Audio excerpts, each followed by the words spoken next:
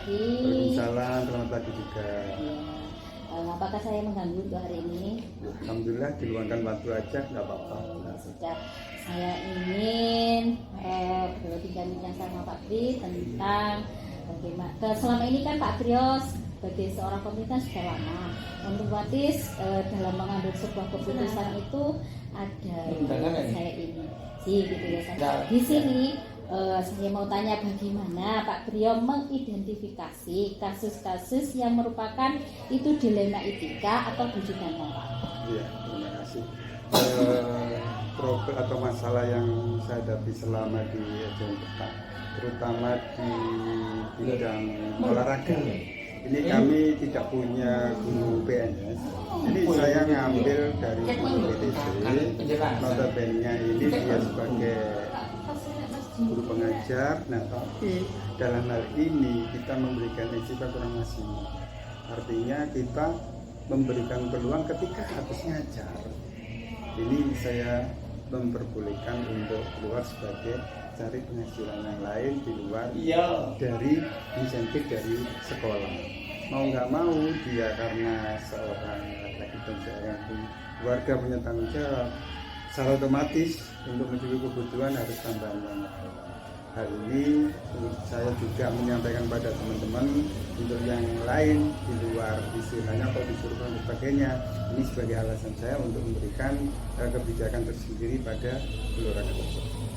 Oke, berarti di sini Pak Priyo kan punya masalah itu termasuk pengambilan keputusannya kan antara itu benar melawan benar. Nah, itu bagaimana cara pengambilan keputusannya kira-kira? Itu tadi kami lewat rapat internal dari beberapa teman-teman, rapat di kepala sekolah, penyikapan tentunya ada pro dan kontra. Artinya yang diuntungkan enak, yang tidak diuntungkan ini tidak merasa adil. Tapi kita mengambil dari satu sisi tingkat kebutuhan, karena kita juga membutuhkan seorang guru olahraga. Di satu sisi teman-teman yang lain kan harus sama, artinya mengajar sama harus semuanya harus bersifat adil dan sebagainya. Tapi karena yang namanya kebutuhan di ekonomi yang lain dan juga secara maksimal kita tidak bisa memberikan kontribusi finansialnya secara layak, artinya harus kita berikan seperti tadi jam pulang untuk cari nafkah. Langkah-langkah yang sudah diambil oleh Pak Priyo melalui rapat dewan guru atau rapat internal dari ya. Berarti di sini itu yang sudah Pak Priyo terapkan ya langkah-langkah tadi itu sudah menurut Pak itu berarti sudah efektif ya? Menurut efektif dalam arti jam kerja sudah dilaksanakan, artinya jam olahraga kan jam-jam pagi, jam 7 sampai jam 9 dan sebagainya. Nah, untuk kegiatan di atas itu, kan sudah tidak ngajar, karena seperti itu. Kalau AN kan tetap, artinya masih jam ngajar atau jam kerja masih harus domisili di sini. Tapi karena sifatnya masih belum istilahnya BNS dan masih tergantung dari biaya memberikan belajar masih kurang maksimal, ini saya berikan untuk keluar cari tambahan yang lain. Ya, berarti hal-hal ini ya yang merupakan tantangan gitu ya bagi Pak Priyo untuk pengambilan keputusan dari dilema etika tadi loh. Nah, itu ya, tentunya tantangan ini ya mesti ada berkontak, tadi sudah saya sampaikan. Tentu yang dari teman-teman yang lain kan juga kok enak dipulangkan, ini kita masih gitu. Nah, semuanya bersambi pada tingkat kepentingan masing-masing, artinya yang ITT yang istilahnya masih bisa dipertahankan karena nggak ada yang istilahnya tuntutan yang lain, kami masih mempertahankan. Nah, karena ini laki-laki punya tanggung jawab di keluarga, secara otomatis ya harus cari seperti itu. Dia beri pengetahuan, penjelasan kepada teman-teman yang lain dan pendekatan kepada teman-teman. Artinya sifat ini bukan suatu sengaja dan memprioritaskan pada teman, tapi tingkat kepentingan beliaunya lah. Ini tanggung jawab keluarga tidak mencukupi secara matematis dengan garis semacam itu. Oke, nah kalau punya kasus seperti itu ya, apakah Pak Priyo kalau ada kasus seperti itu langsung diputuskan ada seperti itu loh kasus tadi, atau kok Pak Priyo itu menjadwalkan tertentu, oh ini saya pending dulu 1 minggu lagi aja kita putuskan atau gimana? Tentunya ya ada proses lah. ya, tentang mengambil satu sikap tidak serta-merta langsung, apalagi berkaitan dengan situasi pembelajaran di sekolah. Tentu ada rapat yang harus saya lakukan dengan teman-teman, terutama pada guru-guru senior yang menjadikan istilahnya memberikan referensi, pendapat dan saran. Jadi tidak serta-merta saya langsung memberikan keputusan. Tentu jadwalnya ya tetap di rapat-rapat internal. Sedangkan jadwal pendekatan itu tidak terjadwal. Artinya kita pendekatan kepada yang bersangkutan. Artinya secara kekeluargaan dan waktu santai atau apa. Nah, itu suatu memberikan pengertian-pengertian. Artinya kalau toh memang dari kegiatan itu tidak terus-menerus, ya harus standby di sini. Dan itu memberi pengertian semacam itu. Oke, nah dalam pengambilan keputusan ini, Pak Pria itu ada nggak faktor-faktor apa yang selama ini mempermudah dan membantu Pak Pria dalam pengambilan keputusan dalam kasus-kasus dilema etika ini? Ya, tadi saya katakan bahwa saya mengambil keputusan itu saya kan mesti minta bantuan pada yang senior. Jadi senior-senior ini yang punya pengalaman dan punya istilahnya masukan yang bisa memberikan saya mengambil sikap itu pas. Artinya pas menurut kebijakan ini tidak merugikan sekolah dan tidak merugikan pada yang bersangkutan. Sehingga pertimbangan inilah yang saya ambil dari beberapa guru yang senior yang sudah banyak pengalaman dari saya. Berarti kalau ada permasalahan dilema etika ini ya, kira-kira pembelajaran apa yang bisa Pak Pria petik? Ya, terutama dari pengalaman ketika saya memberikan suatu kebijakan dulu berbulan. Artinya pengalaman proses belajar mengajar di sekolah tetap berjalan. Dan yang kedua, si yang bersangkutan tetap memperoleh fasilitas secara kebutuhan. Sehingga artinya tidak ada yang dirugikan, tapi kita sama kerja harmonis, keserasian tetap kita jaga antara sekolah, gurunya dan sekitarnya. Terima kasih Pak Pria ya tadi atas bincang-bincangnya pada siang hari ini. Nanti menjadi tugas saya dan saya juga masih banyak keperluan lain. Saya minta pamit dulu. Ya udah, sampai di sini dulu. Assalamualaikum warahmatullahi wabarakatuh. Waalaikumsalam warahmatullahi wabarakatuh.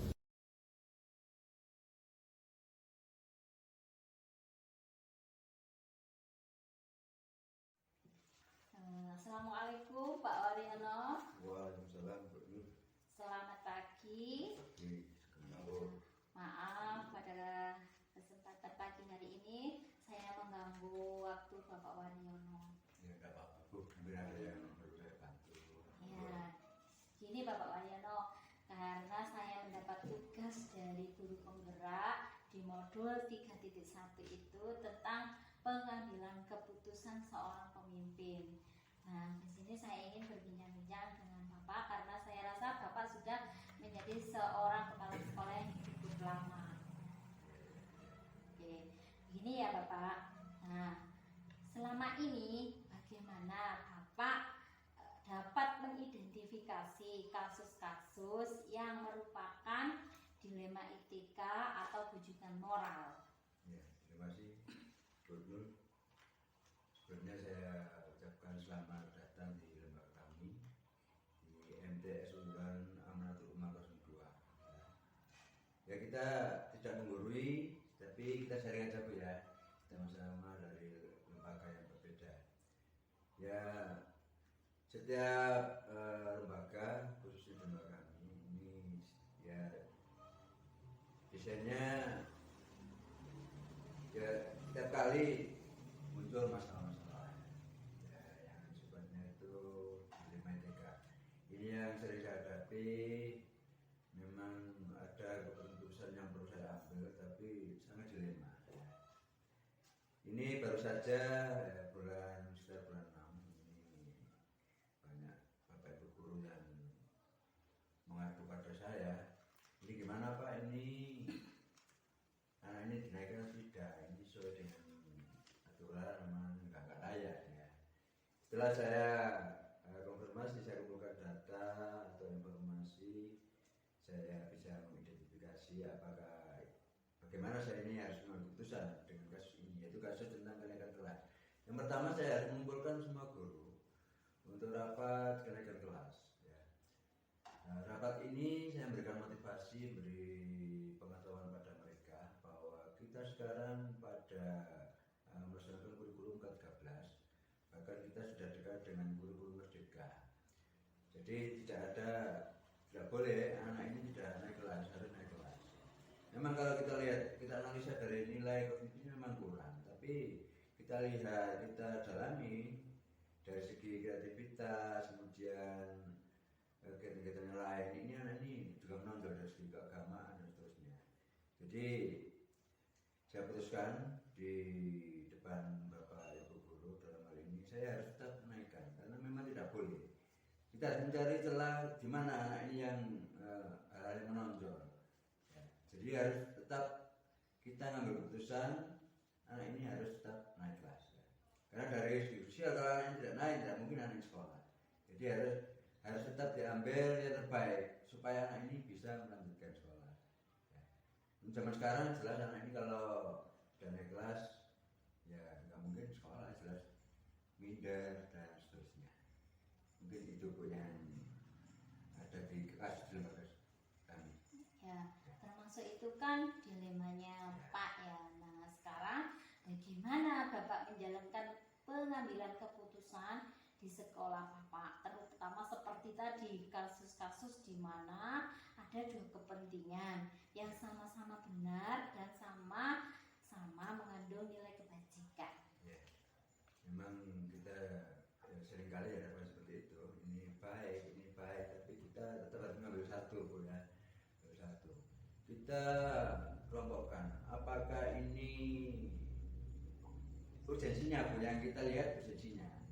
Artinya masalah ini diantara dua masalah misalnya, mana yang lebih berpengaruh kepada penilaian anak. Jadi itu yang saya dulukan, Bu. Ya. Ini saya dulukan. Saya bisa mengambil keputusan sekaligus tanpa kompromi dulu karena ini sangat urgent. Ya. Ada satu kepentingan yang perlu saya ambil keputusannya, itu perlu proses dan harus konsultasi dengan pihak ini bahkan sampai yayasan. Jadi saya harus membuat skala prioritas mana yang tidak didahulukan dan yang kepentingannya nomor 2 mungkin saya harus perlu waktu saya jadwalkan. Ya, itu tadi termasuk sebuah ada jadwal tertentu. Nah, sekarang langkah-langkah seperti apa yang bisa Bapak lakukan selama ini? Ya, sebelum mengambil keputusan jelas saya harus mengumpulkan data, karena tanpa data saya tidak akan bisa mengambil keputusannya. Dari data itulah, dari informasi itulah setelah kita analisa baru kita mengambil keputusan. Jadi ya memang langkah awal kita harus tahu dulu ini masalahnya gimana, masalah apa dan seterusnya. Jadi setelah itu kita ngambil langkah-langkah, mengumpulkan data informasi, dianalisis, kemudian baru kita bisa mengumpulkan, kemudian kita bisa mengambil keputusan.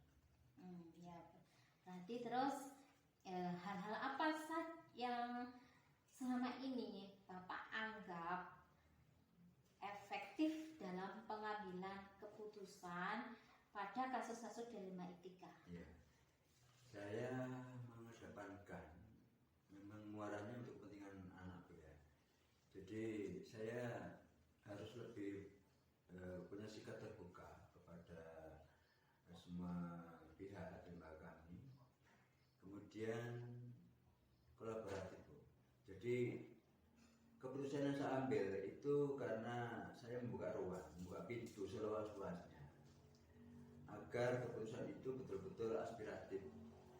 Karena bagaimana ya, ini saya menghindari karena dalam kepemimpinan seorang pemimpin itu jelas tidak mungkin bisa memutuskan semuanya. Tapi dengan sikap terbuka, sikap kolaboratif dengan cara menentukan itu, saya kira ya meminimkan untuk ada gap seperti itu. Jadi ya insya Allah dengan cara itu semua bisa menerima, walaupun ada 1-2 yang kurang setuju, itu sudah tertutupi dari sikap kolaboratif tadi. Oh ya, berarti itu termasuk apakah pengambilan pengambilan keputusan yang selama ini merupakan tantangan bagi Bapak pada kasus-kasus dilema etika tadi? Ya, memang setiap keputusan ada yang tidak puas, itu menjadi tantangan namanya. Tapi ini ya harus kita lakukan memang. Yang penting keputusan kita tidak memihak pada siapa-siapa, tapi bermuara pada keberpihakan pada anak, masa depan anak. Itu saja ya, yang saya lakukan. Saya harus tetap mengambil yang penting demi kepentingan masa depan anak. Itu saja, Bu. Oke. Selanjutnya Pak ya, adakah seseorang atau faktor-faktor apa yang selama ini mempermudah atau membantu Bapak dalam pengambilan keputusan dalam kasus-kasus dilema etika? Ya, namanya lembaga banyak orang, kita memimpin banyak orang. Kita senioritas memang juga saya pakai, Bu. Setiap muncul suatu kasus yang menyangkut kepentingan anak terutama, saya selalu komunikasi dengan senior saya ya. Ini untuk membesarkan hati saya, pikiran saya untuk bisa mengambil keputusan. Jadi saya harus minta saran, kontribusi pada senior saya supaya saya tetap besar hati. Ya. Yang penting tadi ya saya ingin dibuka, semuanya harus berpihak pada kepentingan anak, itu saja. Kemudian faktor-faktor lain ini yang tidak kalah penting juga.